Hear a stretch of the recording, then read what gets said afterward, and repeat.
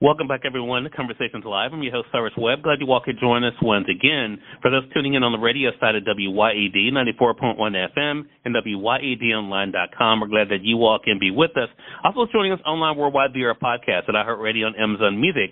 We're glad you all could be with us as well. When I say the name DMX, you think about a talented artist, songwriter, and actor, and he's someone that even since his passing has been able to impact people through the music and the impact he's been able to have on the lives of many. Well, there's a special presentation that's taking place in Los Angeles in July that's going to be paying tribute to the departed hip-hop legend, and it's something that all of you can be a part of. It's called The Rise of Darkman X. Here to talk to us about it, we're excited to welcome co-producers Jonah Levine as well as Deidre Superior. They're going to talk to us not only about what it's been like for them to have this unreleased material that they'll be sharing with the world, but what it hopes it does and be able to keep the memory of DMX alive, but also the impact he's been able to make on music lovers and those that just, of course, just enjoy good artistry as well. Thanks to the two of you for the time today. Really appreciate it. So much for having us. What's good? What's good? DJ Superior in the building. Hey, look, glad to have the both of you on with us. Deidre Superior, I'm going to start with you. I mean, when we think about DMX, there's so many layers to the man, right? And I think we've gotten to know that more even now, 3 years after his passing, which is hard to believe it's already been 3 years. Deidre Superior, what has it been like for you to continue to be able to share not only the impact of DMX, but also the legacy he's left behind? Well, with me, man, I feel partly like he's still here. Because I was a part of him. So his part, he might not be here, but his spirit is in, me and the others. We had a team called GOG, Gangsters of the Ghetto. We're all still here. But he's definitely missed. He's missed with his conversations. We used to fuss and fight all the time like brothers, but he's definitely missed. He's missed. Yeah.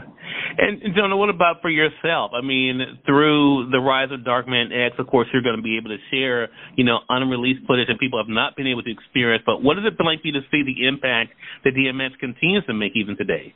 I mean, watching the rise of an artist is one thing, but watching the rise of an artist who eventually became, truly a number one artist time after time after time, that's a totally different story. And watching the process of how that works, especially in today's day and age with social media, you think you see one side of an artist's life and you don't, but this is all real footage, real audio, demos of songs, number ones, no AI. This is all 100% analog footage and content.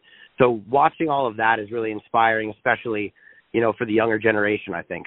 Yeah, so you bring up a really good point, and for those who don't know about how this all came together with the Rise of Darkman X, John, I'm going to let you pick up there, and then Deidre Superior, feel free to chime in.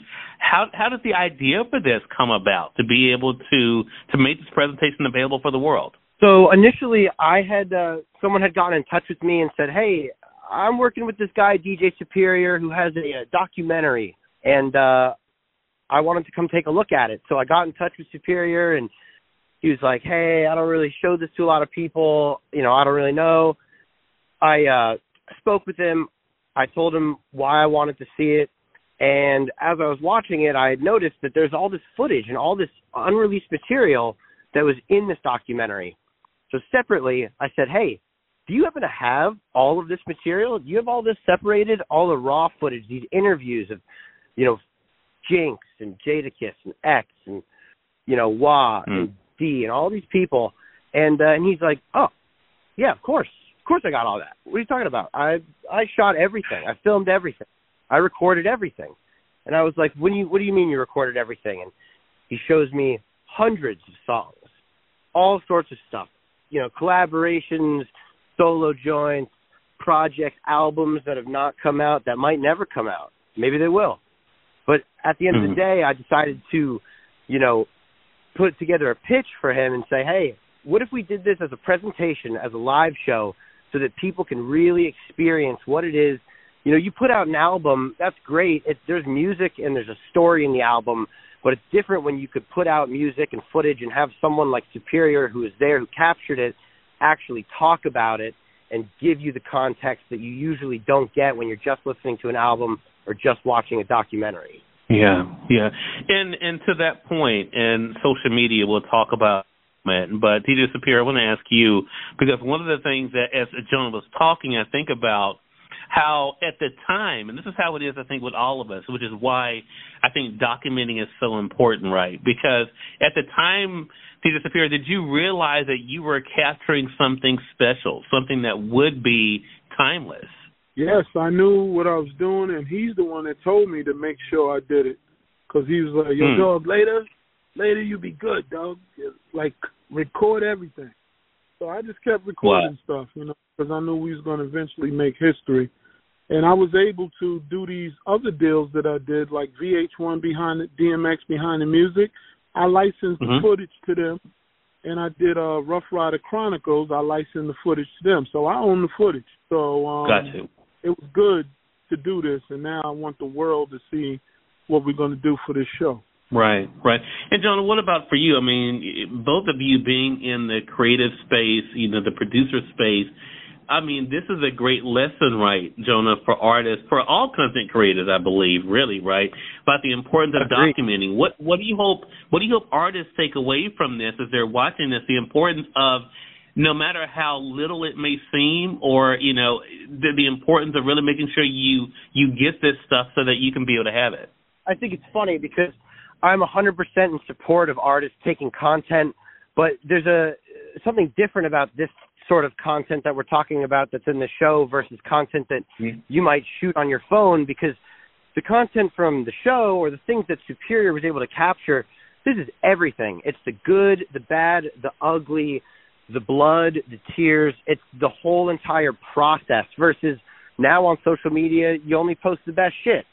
So I think at the end of the day, watching artists, capture content, I'm always a fan of, like, do everything you can to show the real side of what's actually going on. Everyone can put up, hey, I got this many streams, or I got this many followers, but no one actually knows how much work and effort that takes. So I like the fact that we're going to be able to show that, especially for someone who, you know, a lot of people hold true to their heart. Yeah. Data Sapir, one of the things we're able to see in some of the footage that you all shared that's on social is going back to 1988 and seeing DMX there rapping in what looks like a store. Talk to us about what that's like for you. I think about what you said about it's like he's still here. What was it like for you to go back through that footage and to see not only, of course, the music, but also to be able to see, as Jonah was just saying, which is a really good point, the highs and the lows of this man and the artist. Man, it was just good to see where we came from. You know what I'm saying? So it was building him up. Everything that he was going through and everything that he was doing, he just wrote about. Like he told me, there's songs that me and him did. A lot of those songs you heard with Def Jam, we did a lot of those songs way before the deal. So Slippin', like, that was a big record for him. We did that in, like, 91, 92. We had that done already, you know? So, like I said, it's just showing everything that we built, the early stuff, his hunger and everything, and it's good to see it. Because I haven't looked at it in a while. So when I went over it, it was a little emotional a little bit, looking at that stuff. But I know he's looking down. He wants the world to know what he's done. I mean, what we've done. Yeah.